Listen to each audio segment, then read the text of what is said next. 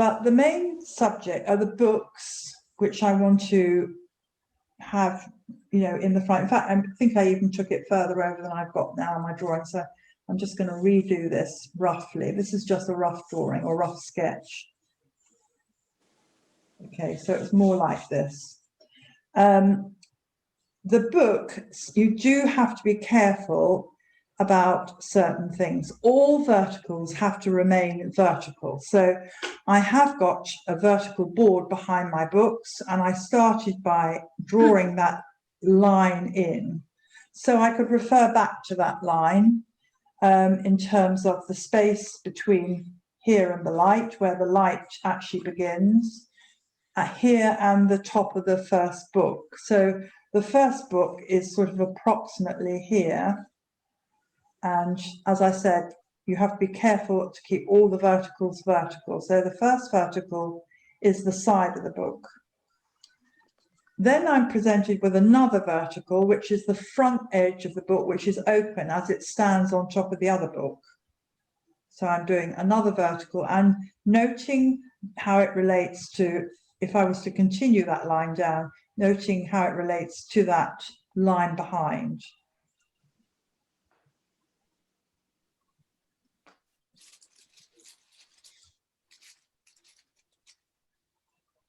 Now, we've now got a situation where the book is open, so the back of the spine of the book is actually at an angle like this, and then it comes round and it hits the front edge of the book where it's open, like so. I can also see pages that are open as it stands on the book, and all those edges have to be vertical as they come down, all those pages, right? So it's a series of vertical lines. Now, the next problem I had was the book in front. So first of all, I get the back of the book.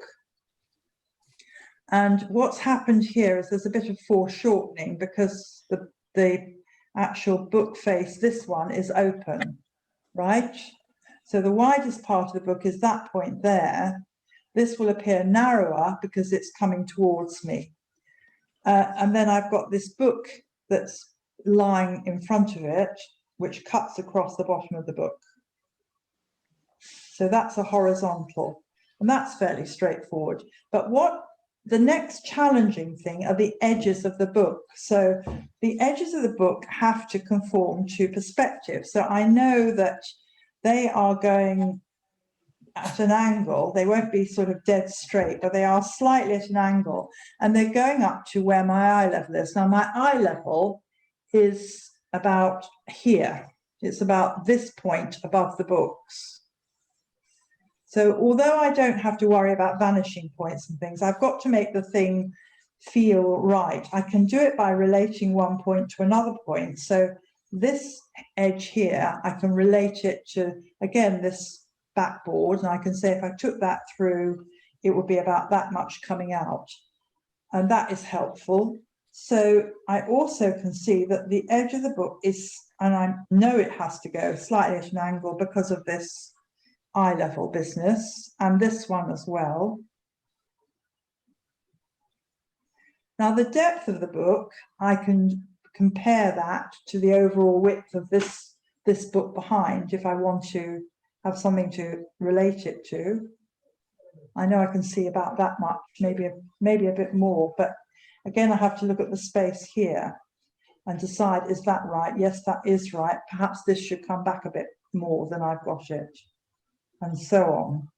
So forgive me if I'm telling you things that you already know, but from looking at some of the work that came in or has come in over the last few weeks, things like what is very critical with perspective is that parallel lines must appear to slightly diminish as they go away from you. Vertical lines always remain vertical. Okay, that's straightforward. So with that principle in mind, my front edge of my book, if I push it in,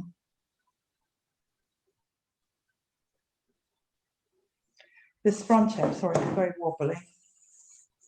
Okay, this front edge here will always appear wider than the back edge, because the back edge is, or these edges are diminishing as they go away from me, okay?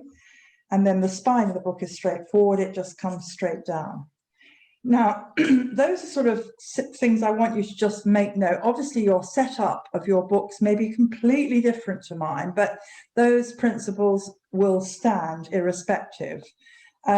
Do include something of a setting, i.e. it can be the back edge of the table, it can be whatever you want to put in, just something to sort of locate where these objects are actually being placed. I've got a board behind mine, so it's like that. I can also see a bit on the back of the table, and I've also got another book which will go in behind here, which is, I haven't actually put in at the moment, but I will put that in, okay? So that's sort of roughly my composition. It's not complete. Now, I've already started painting mine, so you can have a quick look at what I've done if you want to. And I want to mention something else. Okay, this is as far as I've got with the painting.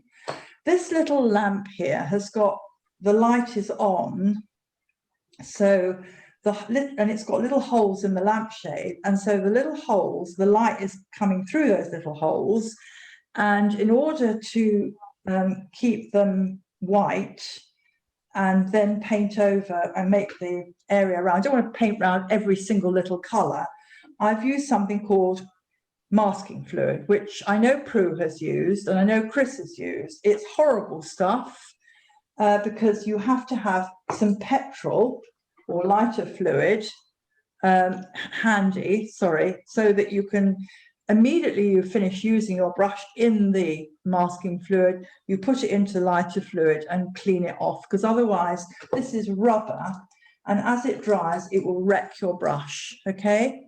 Now, I've already done a bit on here, so I'm just going to, if you want to see what the effect of using this gum resist is, just watch here for a minute. Where I'm going to wet the paper here. Okay, now you probably can't see, but I'm just going to put a little bit of colour on there. Bring it round. And then wash it off. Now, when I'll dry this. Okay, this is dry. Now, if I rub, you might be able to see it. Yes, you can just about see what's happening.